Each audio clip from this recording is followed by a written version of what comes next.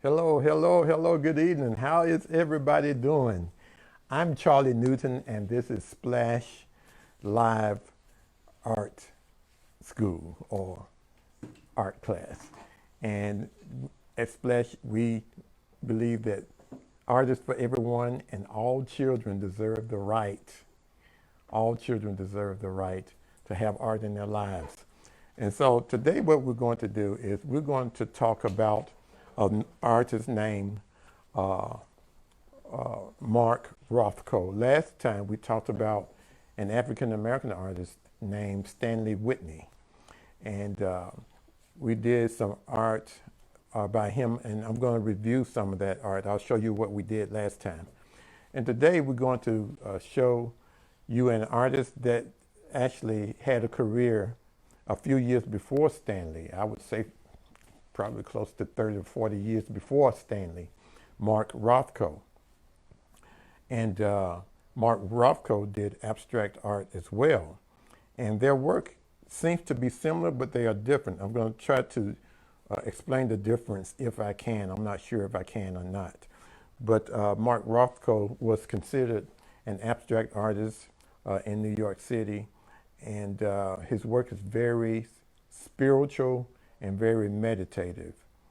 And so I'll turn to my desk, and I want to show you what we did last time.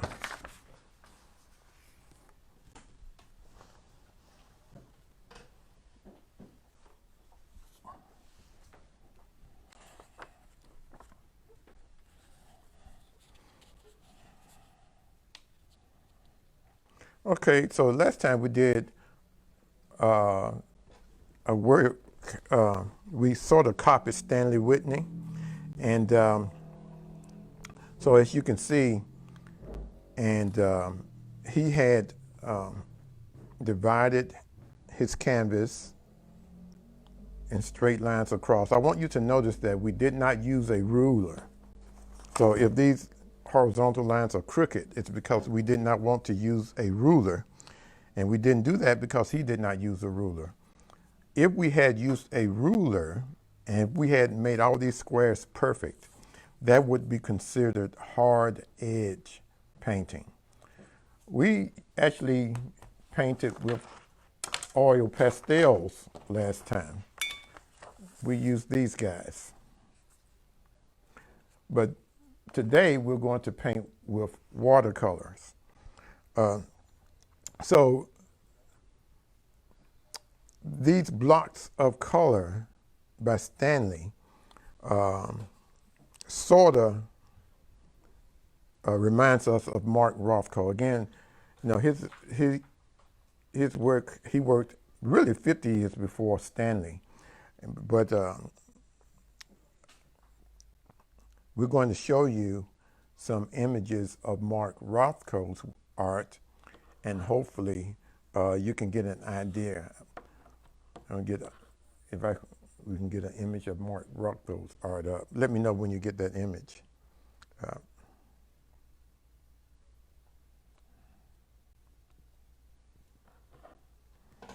You have it yet? I will actually also show you on my phone, until we get an image up.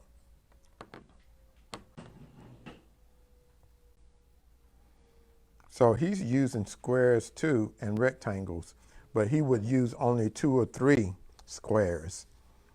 A lot of times 2 squares, and he did not use a ruler either because he wanted the edges to be blurry. And so the idea is color saturation. So he's known as an abstract expressionist artist as well, but he doesn't or did not consider himself an abstract expressionist artist, but his artwork falls into that category. And there's 2 types of abstract expressionists. There's more action painting. Let me get Stanley's art again. See all the action in these brushstrokes and things like that? People like Jackson Pollock and Franz Klein would be considered abstract expressionists, action painters. I'm not sure why they consider Mark Rothko an abstract expressionist, probably because of his use of color and his use of the rectangle. So Mark Rothko's work would be considered spiritual. In London, at the Tate Gallery, they have a whole room of his art. And if we can, we'll get you some studio views during the course of this class. I mean, some exhibition views, gallery views of how they hang his work. People would go into these galleries and they would just sit there or stand there in front of a painting. And his paintings were large for hours. And they will allow the painting to draw them in. And the colors is what would draw a person into the painting. And that's what he was attempting to do. He was attempting to draw people into his artwork.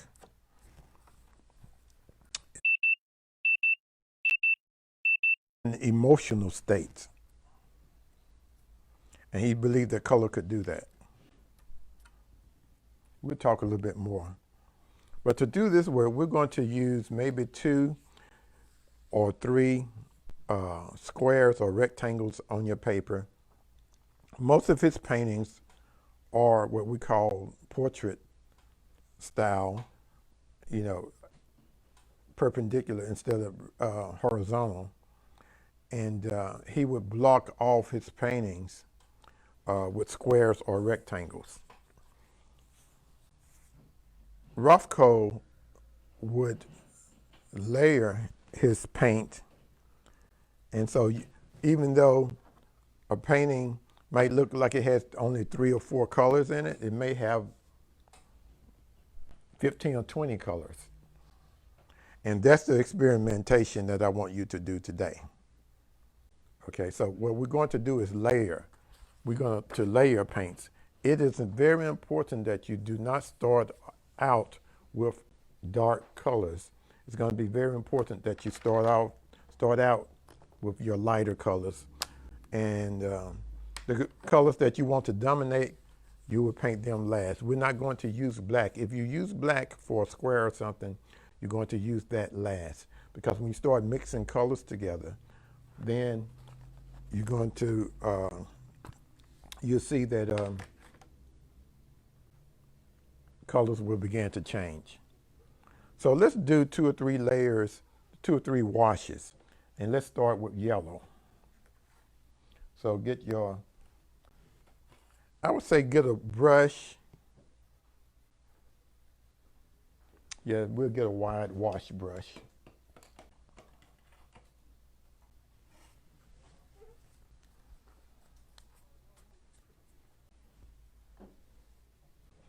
And get your hair dryer. You're going to need a hair dryer. So I'm going to start with yellow.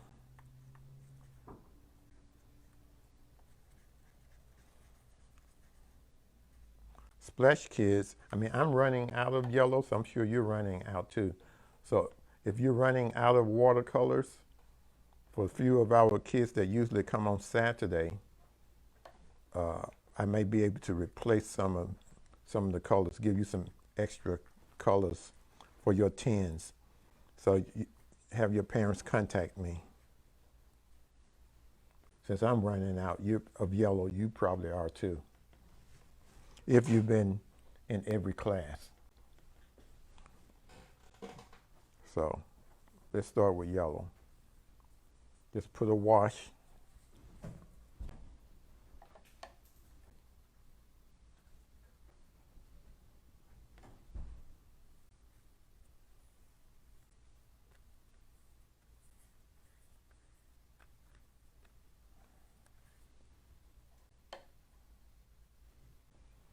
This time we're going to be mixing colors together on purpose. Now you're going to experiment. You don't have to paint exactly what I paint. Matter of fact, I don't want you to paint exactly what I paint. Just use your light colors first.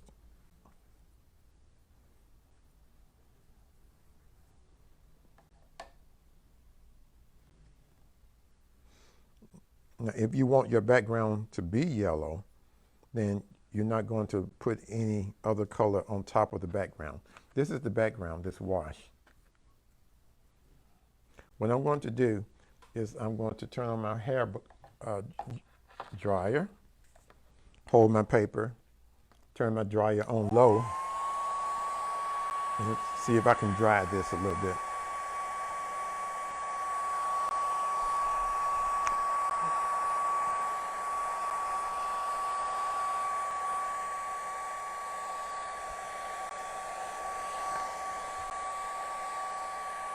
When doing this type of painting, we are not doing hard edge painting. So the lines that we put on here do not have to be perfect, but you're going to try to make the lines perfect with your hand. They won't be perfect because you are not a machine, but that's okay. If we wanted them to be perfect, for sure, what we would do, this doesn't have to be bone dry. If we wanted them to be perfect, for sure, then we would use a ruler and or tape or both. Okay. Now you're going to decide another color to wash on top of this one. Be very careful about your decision. Now some of you may have more watercolors than just these 9 colors that I gave to Splash Kids. You might have 10s with these many colors. If so, use as many colors as you want to. But the black, the brown, you may want to be careful. Whatever, yeah, just don't use black and brown yet because it's hard to paint over black or brown. Now just choose another color. If you want to, you can choose another color for the background. I'm going to choose another color and put it in the background. And I think I may use I'll use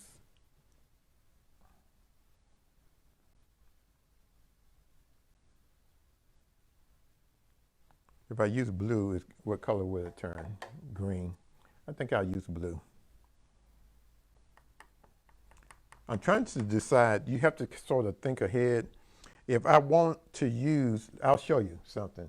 If you want to use a bright color, you have to think, will you be able to use, over, excuse me, paint over what you already have with a bright color. If you want your squares or your rectangles to end up being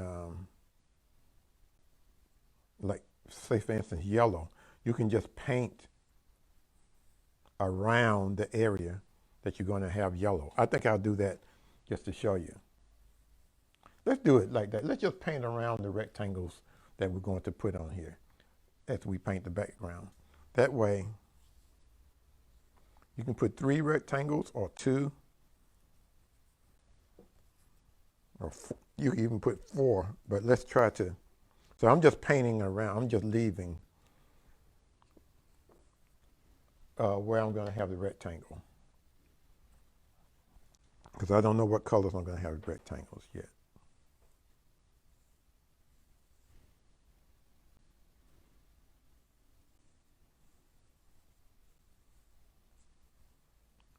So you use enough water so that you can see through the paint. So it doesn't have to be, since this is considered spiritual, excuse me, we want the paintings to look kind of ethereal. So when you have things like that happening where you can see the paint bleeding, when you have fuzzy edges, we want the fuzzy edges. You can work wet on wet, okay? Now I'm just going to choose a color.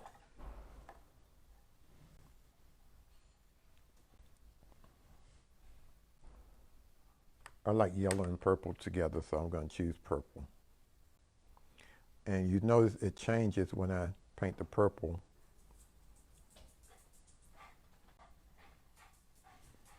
Over the yellow. Now, you have to decide how you want it to look.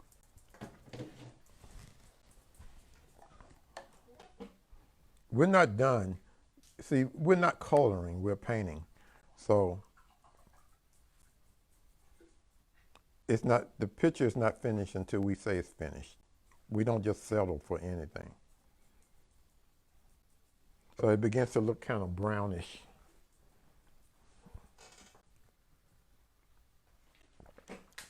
This purple, it's very dark. Remember to shake your brush off between colors.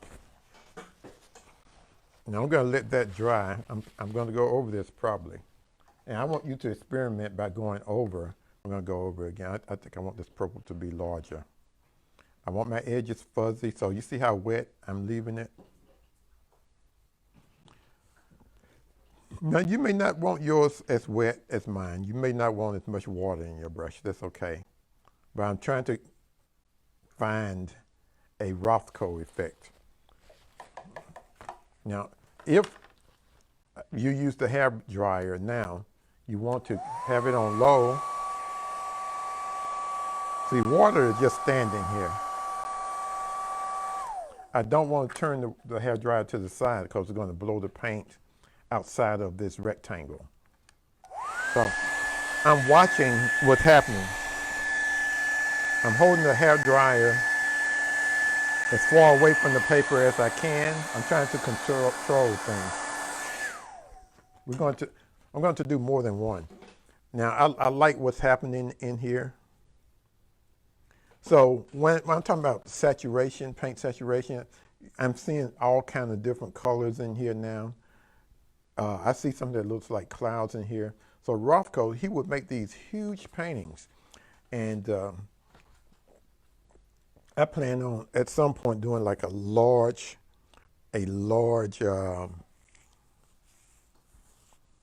size painting one day to sort of show you what that looks like.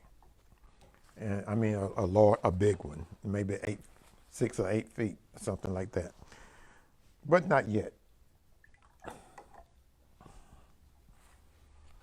When you guys start working in acrylics, I may do that. So when I have you guys come and to get your acrylics, you're also going to continue to have your watercolors on hand. Because sometimes we may do acrylic painting, sometimes we may do watercolor. Sometimes we may paint on canvas. I'm thinking next month sometime. I'm still raising funds. So I don't think we have it yet, but in future classes, we'll show you how to donate to Splash.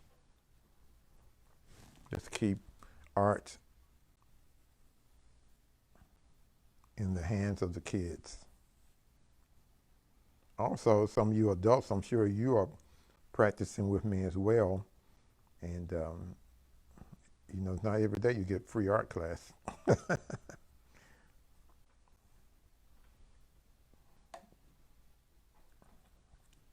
When I was young, I really loved art. I would say from the, especially the 3rd grade on up. I started drawing when I was 5. But from the 3rd grade on up, I mean, I became sort of like obsessed with art. And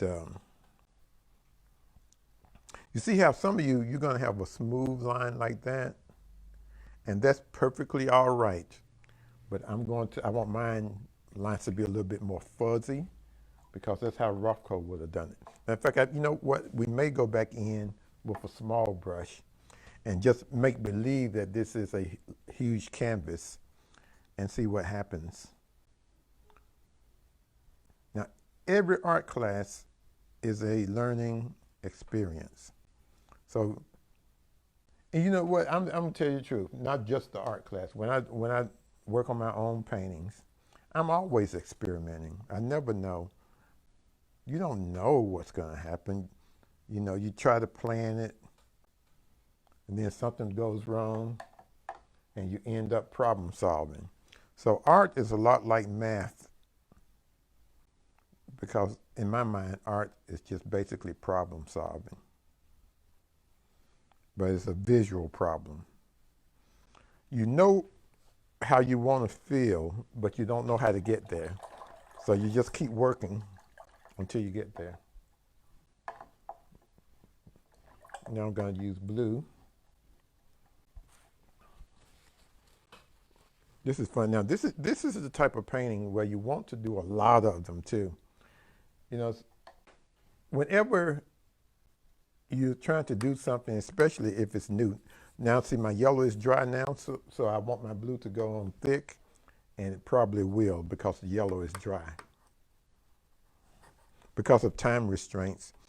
And this green is not dry, so I put my fingerprints on here. I'm gonna have to clean that up. I have a little bit too much water in my blue. My brush is too wet. So what I'm gonna do is squeeze the water out of my brush and dip it back into the blue.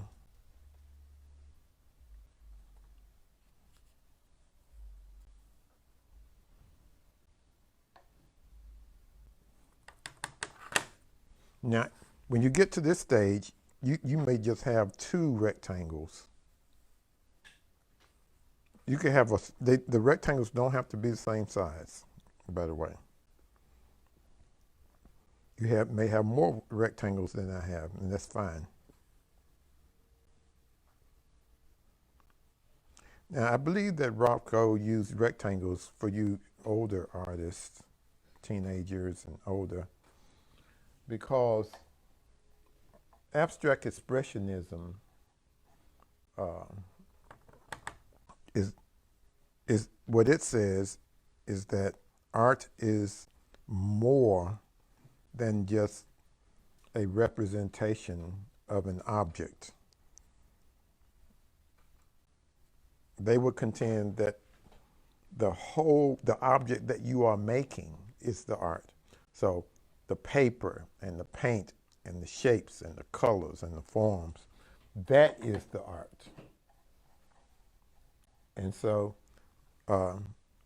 by trying to use shape, color, forms, figures, background, ground, relation, and how they relate to each other,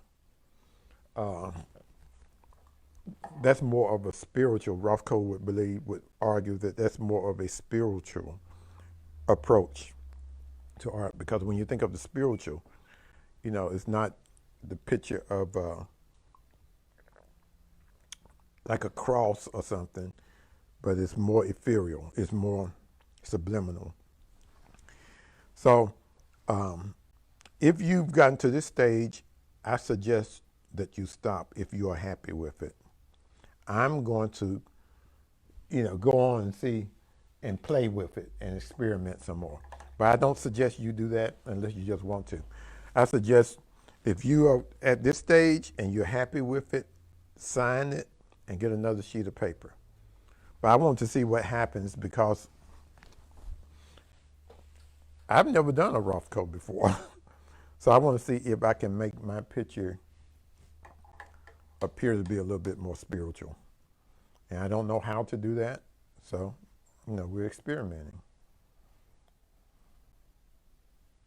I'm trying to decide a color. I'm just going to use these color sets in this box.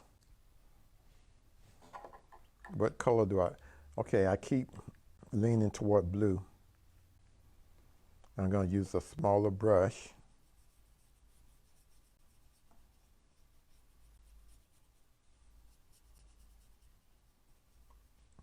And I'm going to see if this will make the edges fuzzy. I'm probably going to use another color after I put the blue down.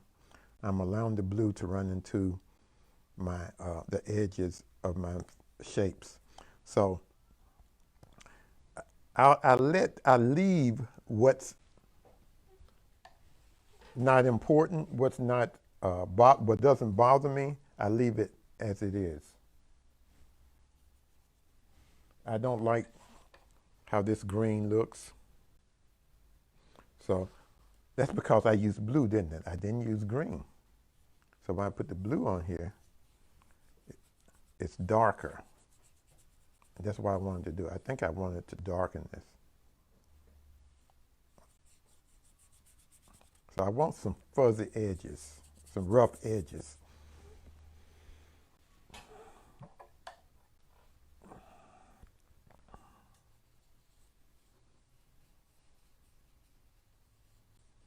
You really can't, art is a visual language, and really, you can only explain so much about, what you're trying to achieve. I want this painting to sort of, I don't want this painting to repel me. I want this painting to draw me into it on a psychological basis. And so it's really about what I see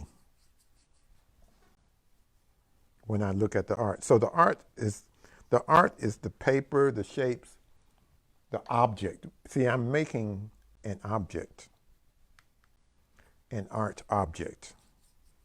Now this way of thinking is still prevalent today. Rothko artworks, by the way, sells, in the millions, like 30 million, 40 million. And it's because he made a breakthrough. This way of looking at painting. He didn't create the philosophy behind it, but he articulated it in a different way. So his art was all about the mind and the intellect. He's considered one of the most intellectual artists by his peers. I'm gonna make my blue bluer. See, now I'm getting into painting now, what I'm feeling when I look at it. So the picture is speaking to me now.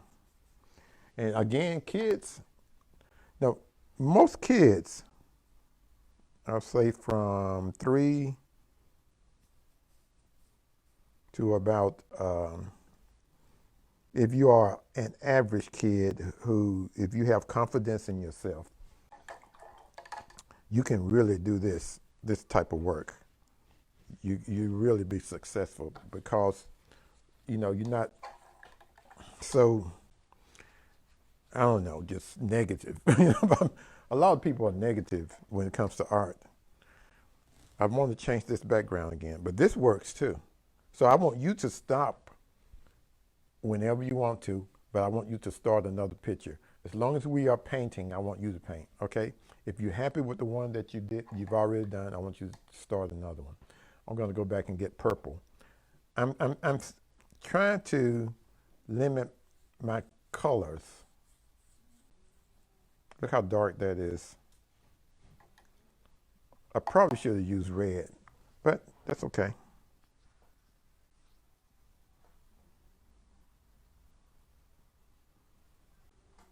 I'm wanting this for me, if I'm painting this picture for me. So if it draws me in, it may draw somebody else in.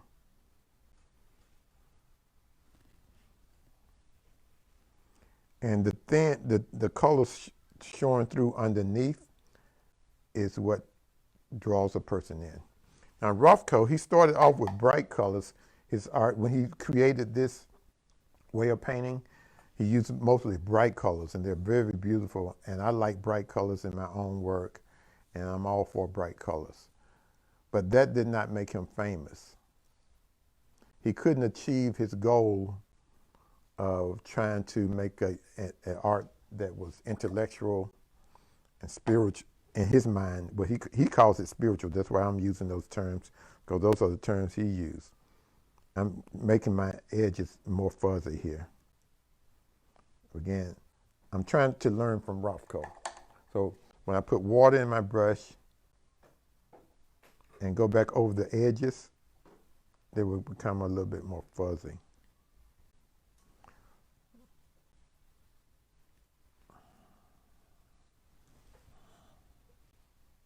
I'm using the side of my brush, as you can see. No, in my mind, the bottom part works better than the top.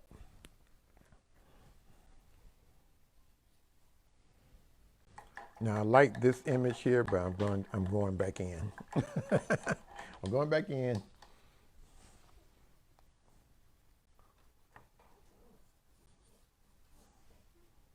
I like it, but if I haven't achieved what I wanted to achieve, I just keep working.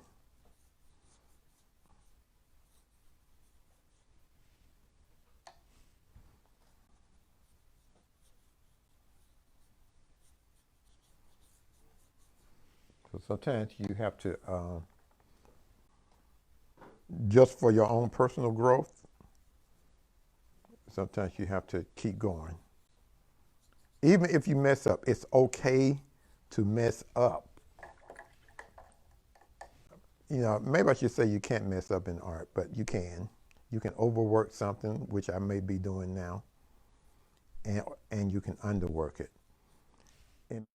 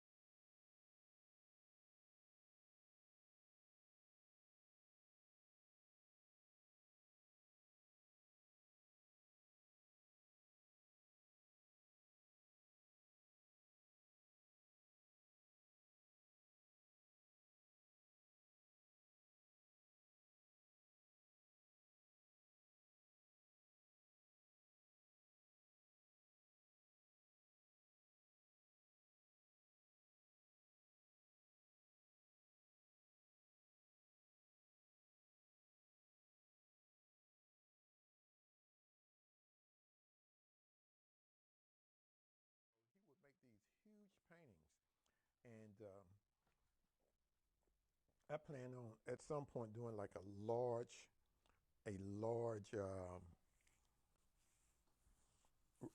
size painting one day to sort of show you what that looks like. And I mean a big one, maybe 6 or 8 feet, something like that. But not yet. When you guys start working in acrylics, I may do that. So when I have you guys come and to get your acrylics, um, you're also going to continue to have your watercolors on hand. Because sometimes we may do acrylic painting, sometimes we may do watercolor, sometimes we may paint on canvas. I'm thinking next month sometime. I'm still raising funds, so I don't think we have it yet, but in future classes, we'll show you how to donate to Splash. Just keep art in the hands of the kids. Also, some of you adults, I'm sure you are practicing with me as well. And, it's not every day you get free art class.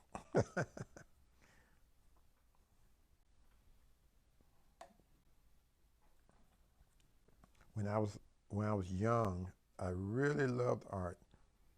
I would say from the especially especially the third grade on up. I started drawing when I was 5, but from the third grade on up, I mean, I became sort of like obsessed with art. And you see how some of you're going to have a smooth line like that, and that's perfectly all right.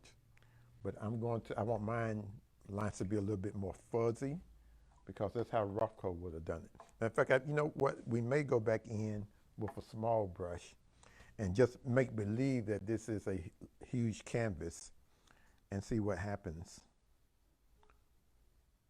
Now, every art class is a learning experience. So, and you know what? I'm gonna tell you the truth. Not just the art class. When I work on my own paintings, I'm always experimenting. I never know. You don't know what's gonna happen. You know, you try to plan it, and then something goes wrong, and you end up problem solving. So art is a lot like math because in my mind, art is just basically problem solving, but it's a visual problem. You know how you want to feel, but you don't know how to get there. So you just keep working until you get there. Now I'm going to use blue. This is fun. Now this is the type of painting where you want to do a lot of them too. You know, whenever you're trying to do something, especially if it's new. Now see, my yellow is dry now, so I want my blue to go on thick, and it probably will because the yellow is dry. Because of time restraints, and this green is not dry, so I put my fingerprints on here. I'm gonna have to clean that up. I have a little bit too much water in my blue. My brush is too wet. So what I'm gonna do is squeeze the water out of my brush.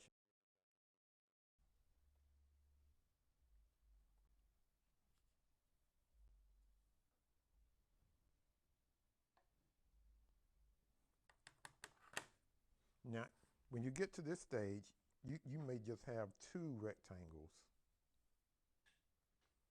You can have the rectangles don't have to be the same size, by the way. You may have more rectangles than I have, and that's fine. Now, I believe that Rothko used rectangles for you older artists, teenagers and older, because abstract expressionism uh, is what it says is that art is more than just a representation of an object. They would contend that the object that you are making is the art. So the paper and the paint and the shapes and the colors and the forms, that is the art. And so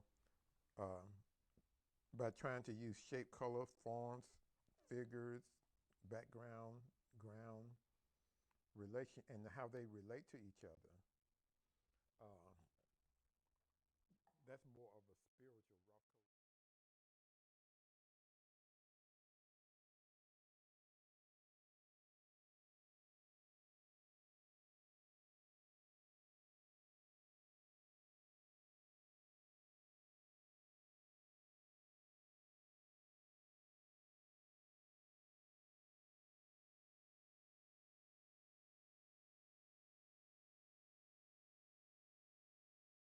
Use some orange. Use some orange.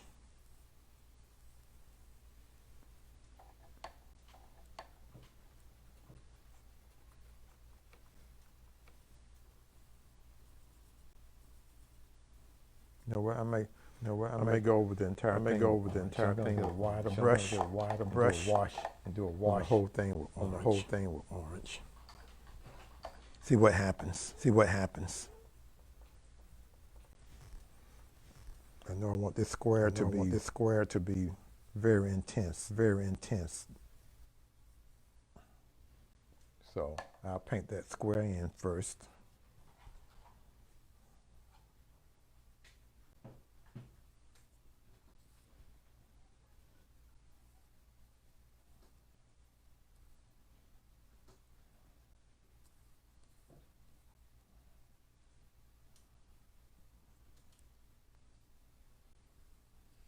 Now I'm just going to paint the rest of the picture orange. So I'm going to go over everything with orange. Going over the purple with orange.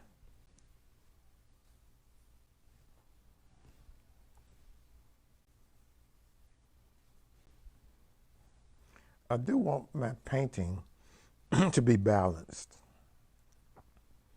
And by using color in more than one place, it tends to help you balance your painting. And it gives it some beauty.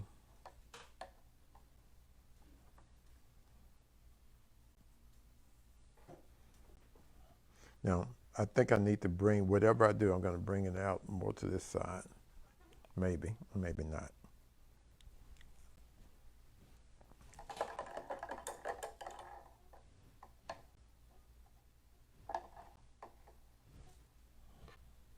How's your painting coming? Rothko painted from when he first began as a professional artist. He did art much like, sort of like illustration. He tried to abstract it, but you knew that, okay, this is a person, this is a flower vase. So he did a little bit more quasi-realism. When I say quasi-kids, I mean almost realism, a form of realism.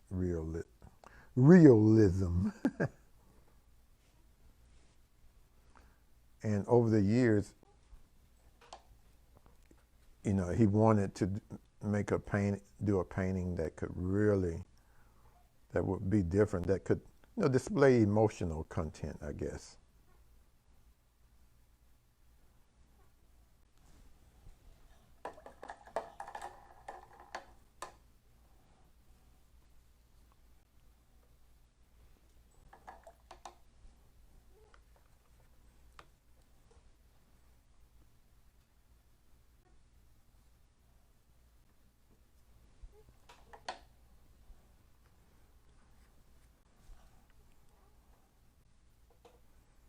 I'm just using my instinct.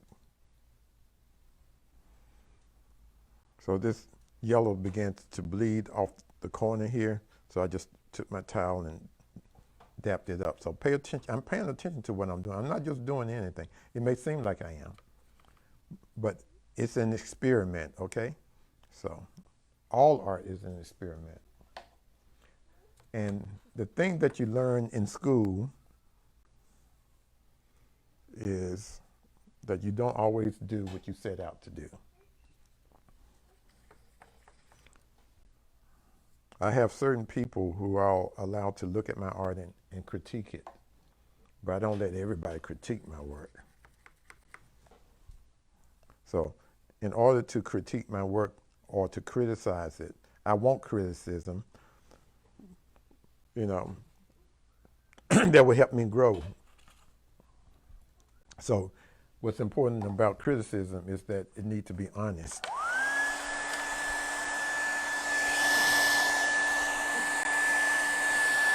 So I have certain people, some of my former teachers and my friends, but you know, your friends don't.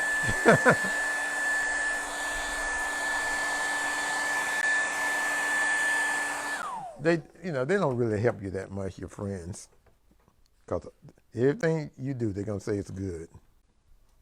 They're not gonna ask, "What were you trying to do?" you know, but they should ask that if they know. So every artist needs friends who will be honest. You don't have to agree with them. One problem for a lot of artists is they get mad too easily. They can't take criticism, and that's why school is good. If you can't take criticism, you need to go to school, because you're going to have the one thing that's going to happen in school is you're going to have to learn how to take criticism. It's okay to be mad at the critique.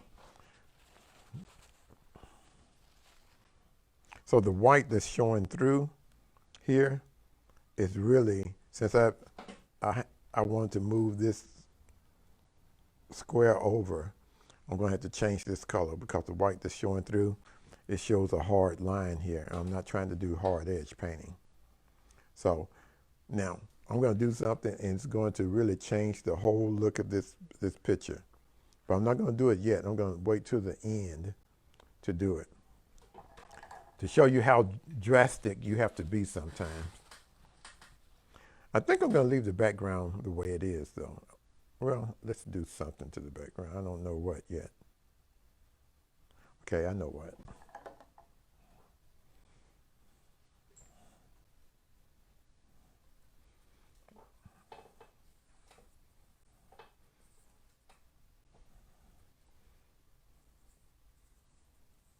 You know, I like the background.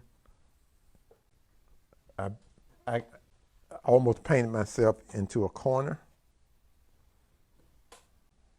Now I'm going to paint myself out of it. I'm going to paint myself out of the corner now if I can. I believe I can. But I'm going to have to do something very drastic to do that. Because I'm wanting to get rid of all the hard edges. Now, if I was working in acrylics or oils, it would be no problem. But I'm not. I'm working in watercolors. So I'm going to even paint this out a little bit.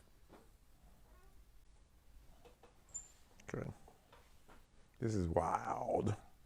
Now, this is a nice painting right here, but I'm going to keep going because I want it to be more like Rothko. But this is a nice painting. It has the colors, but it's more decorative. I don't want it to be decorative. I'm trying to get my edges. I'm trying to do the edges. So we're going to do something drastic here. You have to be willing to take chances. Remember, most of the time when you're making your art, you are alone.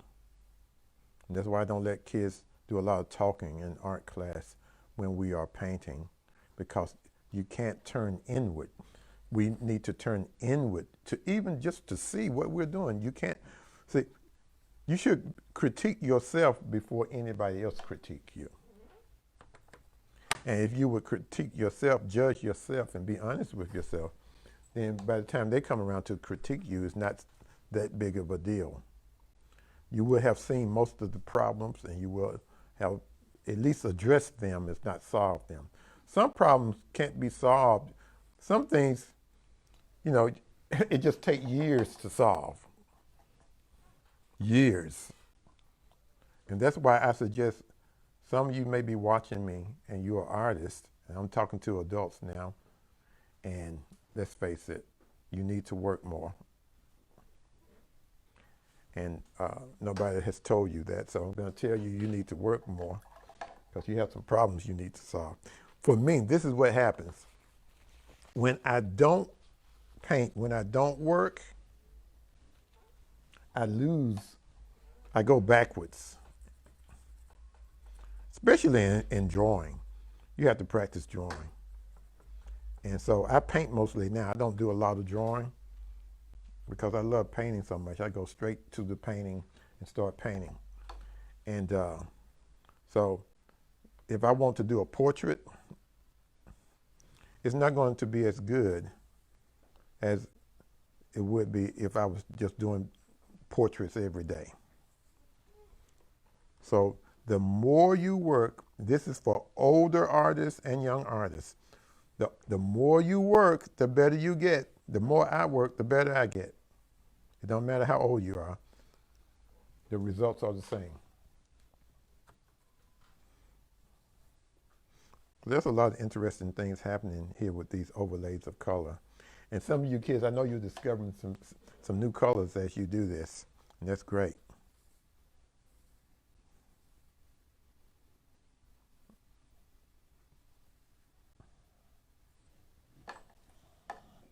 So some of your work, hey, it's going to look better than mine, and I know that.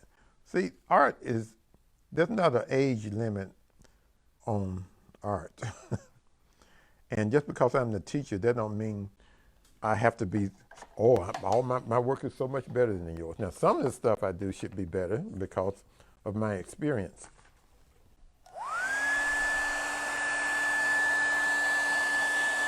But not everything. If you express yourself with your art, it will rival anybody's. If you express yourself, when I say rival, I mean you'll be able to compete with anybody. It'll be just as good as anybody's.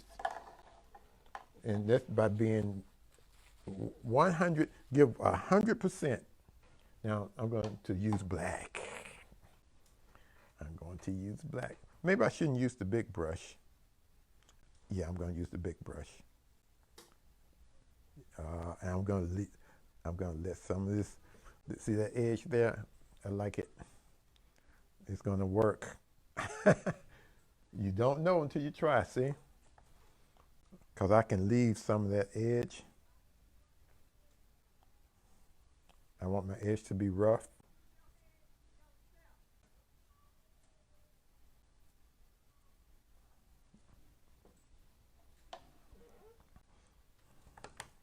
I mean, I could really enjoy just doing paintings like Rothko, and that's all I do. And I think I would sell a lot of them. So I'm going to have to do something with my art because people tend to love. I'm going to do a lot. I've been inspired today, guys. So I'm going to do, wow, I just had another idea.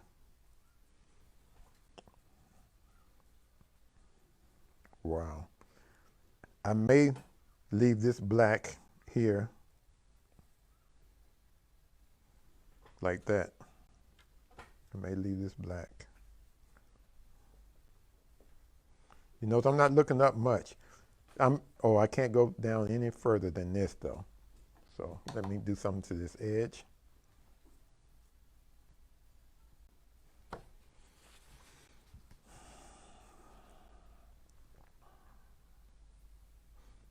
I guess I'll soften it.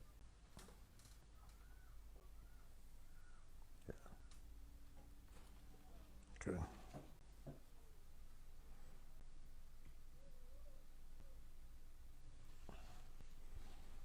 Okay.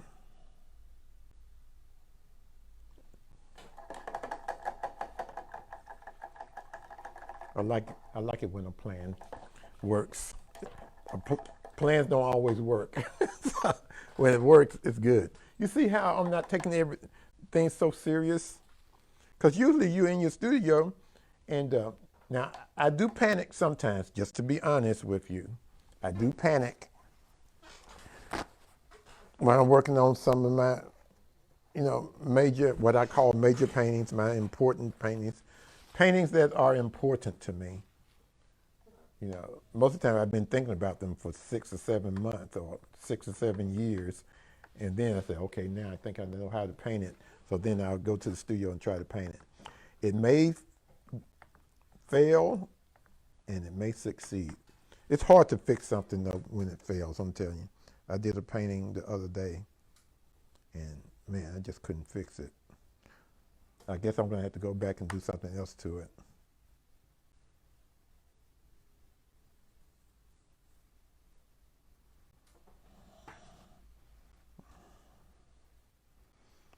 Now what you have to do is look at it. There's some pictures that I don't know if we were able to get those pictures, some of those pictures up or not. Did we get any pictures? We weren't able to? Okay.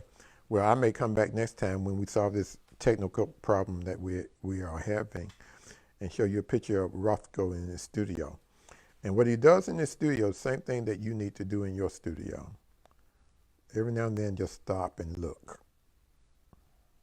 Stop and look at the print, at the work. Not to admire, but to figure out, okay, should I do something else? And then that may mean looking for an hour, or it may mean looking for a day, a whole day, or a week. But if you are in your studio, I'm talking to the older artists now, the older ones, because I know we have some students now from age 4 to 94.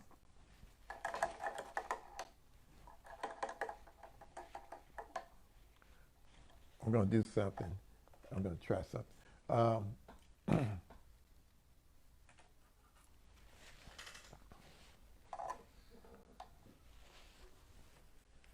If you are in your studio looking at your work, trying to figure it out. Oh, that's the wrong brush. Looking at your work, trying to figure it out, or looking at magazines, trying to find a figure, or looking at your photographs, trying to figure out something. If you're working with your mind, you're working on your art.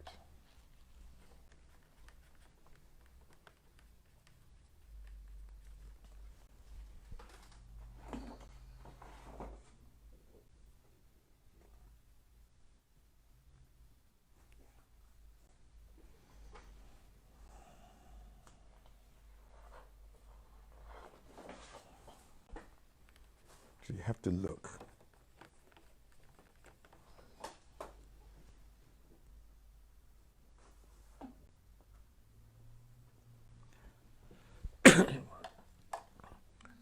So on Thursday,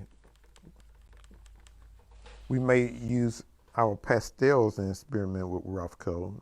We'll use pastels, the oil pastels, and the watercolors.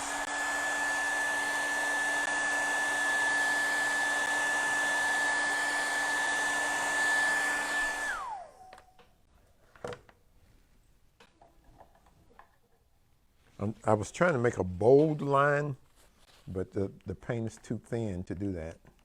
This tin has white in it.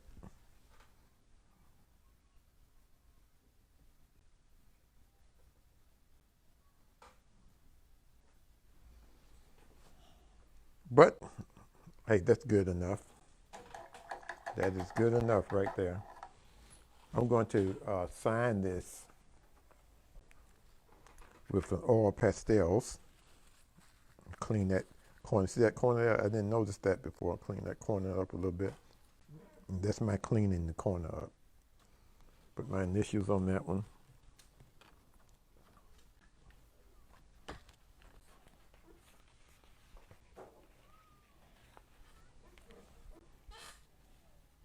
Put my initials on this one. Wow, that's another class. My, how time flies when you're having fun. So today we introduce ourselves to Mark Rothko. Maybe next time we will show you more of Rothko's work and Stanley's work as well, Stanley Whitney's work, and see if you can tell the difference in the two. Stanley used a lot of squares and not so many rectangles, except the lines that he drew across his painting were rectangles. And a lot of times he painted, Stanley, with squares. You have to look at our last class to see what I'm talking about. Stanley Whitney, the black artist. Mark Rothko used mostly rectangular shapes. Okay, a rectangle surface and rectangular figures or shapes on his canvas. It's been fun. I hope to see you again Thursday at 5 o'clock. And remember, art is for everyone. Bye-bye.